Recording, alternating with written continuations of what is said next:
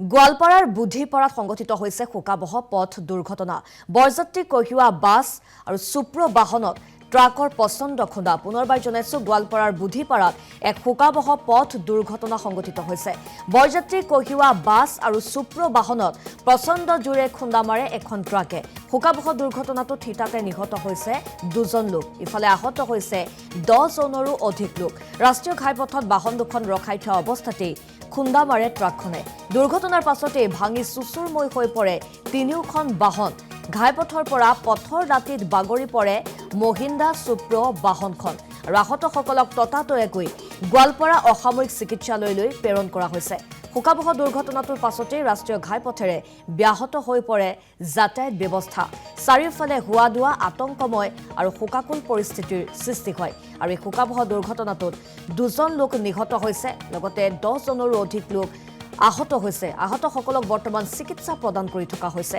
আৰু এই দুৰ্ঘটনা সংঘটিত হৈছে গোৱালপাৰাৰ বুদ্ধিপাৰাত। বৰযাত্ৰী কঢ়িওৱা বাছ চুপ্ৰ বাহনত প্ৰচণ্ড জোৰে খুন্দা মাৰিছিল এই ট্ৰাকখনে।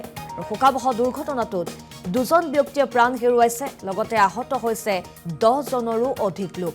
ৰাষ্ট্ৰীয় ঘাইপথত বাহন দুখন ৰখাই থোৱা অৱস্থাতেই প্ৰচণ্ড জোৰে খুন্দা মাৰিছিল ট্ৰাকখনে।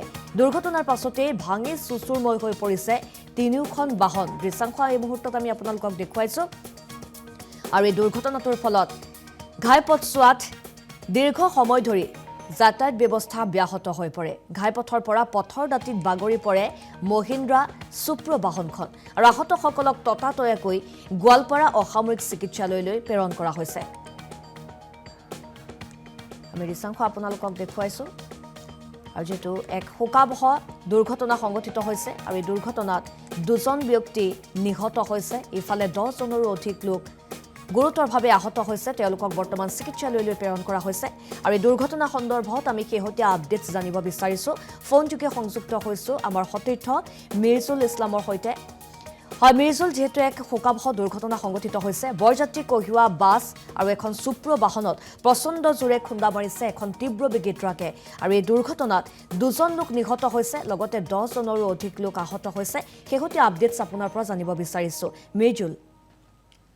হয়, আজি পুৱতি নিশা গোৱালপাৰা বুদ্ধিপাৰা ৰাষ্ট্ৰীয় ঘাইপথত এক মৰ্মান্তিক দুৰ্ঘটনাৰ সৃষ্টি হয়। আৰু সেই দুৰ্ঘটনাৰ ফলত জানিব পৰা মতে বৰযাত্ৰী বাছ আছিলে, আৰু সেই বাছখন যিহেতু কইনা ঘৰলৈ আহিছিলে, আৰু কইনা ঘৰৰ পৰা চব যি বিয়াৰ যিখিনি কাম সেই কাম সামৰি তেওঁলোকে ওলাব লৈছিলে। কিন্তু কিবা এটা কাৰণত তেওঁলোকে ৰাষ্ট্ৰীয় ঘাইপথৰ দাঁতিতে গাড়ীখন ৰখাইছিলে, আৰু তিনিখনকে গাড়ী আছিলে। এখন বৰযাত্ৰী গাড়ী আছিলে, সেই গাড়ীখন গুচি গৈছিলে, আৰু এখন বাছ আৰু তাত টাটা মেজিক এখন আছিলে। আৰু মেজিক গাড়ীখন যিহেতু আগত আছিলে আৰু পিছপিনে আপোনাৰ বাছ আছিলে, সেই বাছখনত কিন্তু তীব্ৰবেগী ট্ৰাকে আহি কেনে খুন্দিয়ায়, আৰু খুন্দিয়াৰ ফলত কিন্তু থিতাতে 2জনকে লোকৰ মৃত্যু হয়। আৰু 10জনৰ ওপৰত কিন্তু মানে আহত হয়। আৰু আহত লোকসকলক ইতিমধ্যে গোৱালপাৰা অসামৰিক চিকিৎসালয়ত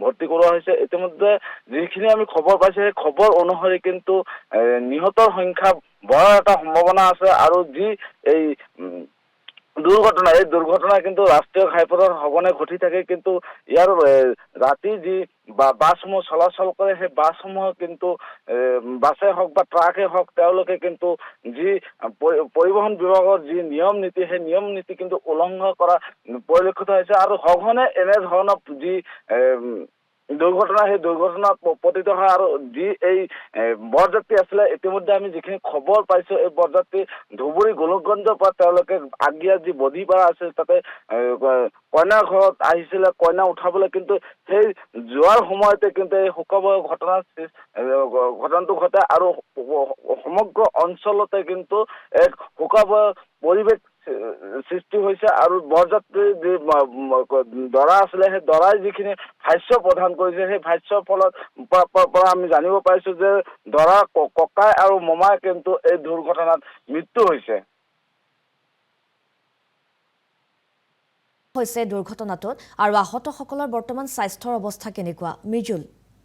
তেওঁলোকৰ স্বাস্থ্য অত্যন্ত অৱনতি ঘটিছে, আৰু কিছু সংখ্যক কিন্তু ইতিমধ্যে 2-3টা আমি তাতে বাতৰি যুগুত কৰাৰ সময়তে কিন্তু 3-4খনকে এম্বুলেন্স ইতিমধ্যে গুৱাহাটীলৈ উচ্চ চিকিৎসাৰ কাৰণে কিছুমানক প্ৰেৰণ কৰিছে আৰু তেওঁলোকে কিন্তু কিছু সংখ্যক তাতে এটা কথা ক'ব লাগিব যে সেই বাছখনত 50ৰ পৰা 60জন যাত্ৰী আছিলে, তাতো পুৰুষ মহিলা আৰু সৰু বাচ্চাও আছিলে, কিন্তু তেওঁলোকৰ ইতিমধ্যে বহুতৰে কিন্তু ইতিমধ্যে স্বাস্থ্য অৱনতি বহুত বেয়া বুলি আমি খবৰ পাইছো। আৰু যি দুৰ্ঘটনা হৈছে দুৰ্ঘটনাত থিতাতো 2জন লোকৰ মৃত্যু হৈছে আৰু মৃত্যুৰ সংখ্যা বঢ়াৰ এটা সম্ভাৱনা আছে, কাৰণ দুৰ্ঘটনাটো ইমানে ভয়ংকৰ আছিলে যে যাত্ৰীবাহী যি বাছ আছিলে সেই বাছত কিন্তু কণ কণ শিশুৰ পৰা পুৰুষ মহিলা কমচে কম আপোনাৰ তাতে 50ৰ পৰা 60জন যাত্ৰী আছিলে আৰু যিখন চুপ্ৰ বাহন আছিলে আপোনাৰ এটা মিউজিক আছিলে, সেই মিউজিকত কিন্তু ভালে সংখ্যক যাত্ৰী আছিলে আৰু কিন্তু যি ঘাইপথ আছিলে সেই ঘাইপথৰ পৰা ছিটিকি জংঘলত পৰি আছিলে। আমি যিখিনি সময়ত বাতৰি যুগত কৈছো সেইখিনি সময়তে কিন্তু বহুত এম্বুলেন্স কিন্তু ইতিমধ্যে গুৱাহাটীলৈ প্ৰেৰণ কৰিছে আৰু আমি খবৰ অনুসৰি যিখিনি খবৰ পাইছো সেই খবৰ অনুসৰি 4-5জনক ইতিমধ্যে গুৱাহাটীলৈ প্ৰেৰণ কৰিছে আৰু এজনৰ আৰু সংকটজনক অৱস্থাত আছে। তেওঁ আমি যিখিনি মুহূৰ্তলৈকে আমি তাতে বাতৰি যুগুত কৰি আছিলো সেই সময়ত আৰু এটা খবৰ আহিছিলে সেই আৰু এজনৰ মৃত্যুৰ সংখ্যা বঢ়াৰ এটা সম্ভাৱনা আছে। হয় মিৰ্জুল, যেহেতু এখন তীব্ৰবেগী ট্ৰাকে সংঘটিত কৰিছিল এই দুৰ্ঘটনাটো, সেই ট্ৰাকখনৰ চালক পলায়ন কৰিল নে আৰক্ষীৰ জালত পৰিছে? মিৰ্জুল, ইতিমধ্যে আৰক্ষীয়ে সমগ্ৰ ঘটনাটোক আৰক্ষীয়ে চোৱা চিতা কৰি আছে আৰু যি তাতে ভয়ংকৰটো দুৰ্ঘটনাটো ইমানে ভয়ংকৰ আছিলে যে জংঘল হাবি, যিহেতু ৰাষ্ট্ৰীয় ঘাইপথৰ কাষতে জংঘল আছে, সেই জংঘলত কিন্তু আৰক্ষীয়ে হিন্দীমেন ড্ৰাইভাৰ আৰু কোনো যাত্ৰী ছিটিকি পৰিছে নেকি তেওঁলোকে বিচাৰি আছিলে আৰু ইতিমধ্যে আমি আৰক্ষীৰ পৰা কোনো খবৰ পোৱা নাই। যি যাত্ৰী আছিলে তেওঁলোকৰ পৰা খবৰ পালো যে দুৰ্ঘটনা হোৱাৰ পিছতে যি ট্ৰাক আছিলে ট্ৰাকৰ চালক আৰু হিন্দীমেন পলায়ন কৰিছে বুলি আমাক অৱগত কৰিছে আৰু কিন্তু আৰক্ষীয়ে সমগ্ৰ ঘটনাটো আৰক্ষীয়ে তদন্ত কৰি আছে। যি আপোনাৰ ট্ৰাক চালক আৰু হিন্দীমেন আছিল তেওঁলোকক বিচাৰি আছে। হয়তো তেওঁলোকে যিহেতু দুৰ্ঘটনা হোৱাৰ পিছত এটা অন্য পৰিৱেশ হয়, হয়তো তেওঁলোকে ইতিমধ্যে আৰক্ষীৰ কাষ চাপিছে। আমি হয় মিৰ্জুল ইছলাম, এই মুহূৰ্তত আপোনাক ধন্যবাদ জ্ঞাপন কৰিছো আৰু শেহতীয়া আপডেটসমূহ আপুনি আমাক জনাই থাকিব, যিহেতু শোকাবহ দুৰ্ঘটনা সংঘটিত হৈছে গোৱালপাৰাৰ বুধিপাৰাত আৰু এখন বৰযাত্ৰী কঢ়িওৱা বাছ চুপ্ৰ বাহনত প্ৰচণ্ড জোৰে খুন্দা মাৰে এই ট্ৰাকখনে আৰু এই দুৰ্ঘটনাটোত দৰাৰ ককায়েক আৰু মোমায়েকে প্ৰাণ হেৰুৱাইছে। ৰবি দাস আৰু নৰেশ দাস নামৰ 2জন লোকে প্ৰাণ হেৰুৱাইছে। ইফালে 10জনৰো অধিক লোক গুৰুতৰভাৱে আহত হৈছে। বৰ্তমান তেওঁলোকক চিকিৎসা প্ৰদান কৰি থকা হৈছে আৰু ইফালে জানিব পৰা মতে দুৰ্ঘটনা সংঘটিত কৰা তীব্ৰবেগী ট্ৰাকখনৰ চালক আৰু হেণ্ডিমেনে ঘটনাস্থলীৰ পৰা পলায়ন কৰিছে। বৰ্তমান আৰক্ষী উপস্থিত হৈ আৰম্ভ কৰিছে তদন্ত, লগতে চালক হেণ্ডিমেনৰ সন্ধানত অভিযান অব্যাহত ৰাখিছে। মানে বিয়া ভালে ভালে হৈছে, আমি সম্পূৰ্ণ মাল বস্তু চব গাড়ী উঠাই আনিছো।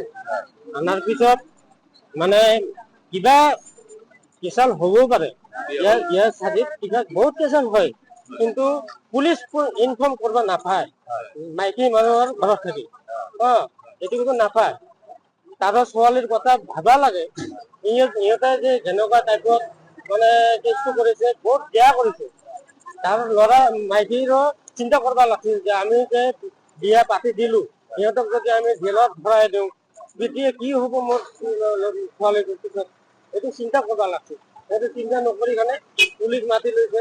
পুলিচ মাতি লোৱাতে আমাৰ ল'ৰা এটা উঠাই লৈ যাওঁতে আমি মানে চিন্তা কৰি গলো, ইমান মানুহ আছো। তাৰপিছত এই এটা ল'ৰাক যে আমি কেনেকুৱা থানাত গুচি থৈ যাম, এইটো আমাৰ মানে চব কেইটাৰে মানে মনত বহুত চিন্তা আহি গৈছে। তাৰপিছত আমি গাড়ী এটা ৰখাই ৰাখিছো। এই বৰৰ গাড়ী আগত মানে গৈছে আৰু কিছুদিন মানে গৈছে, তাক মানে মাতি মানে ফোন কৰি লৈ আনিছো। লৈ আনাৰ পিছত সিহঁতক থানাত পঠাই দিছো যে তাক এৰি লৈ আহ, আমি একেলগতে যাওঁ। তাৰপিছত এটা ৰখি আছো। ইয়াতে এই পিছফালে আহি ট্ৰাকখন পুৰা খুন্দা মাৰি দিছে।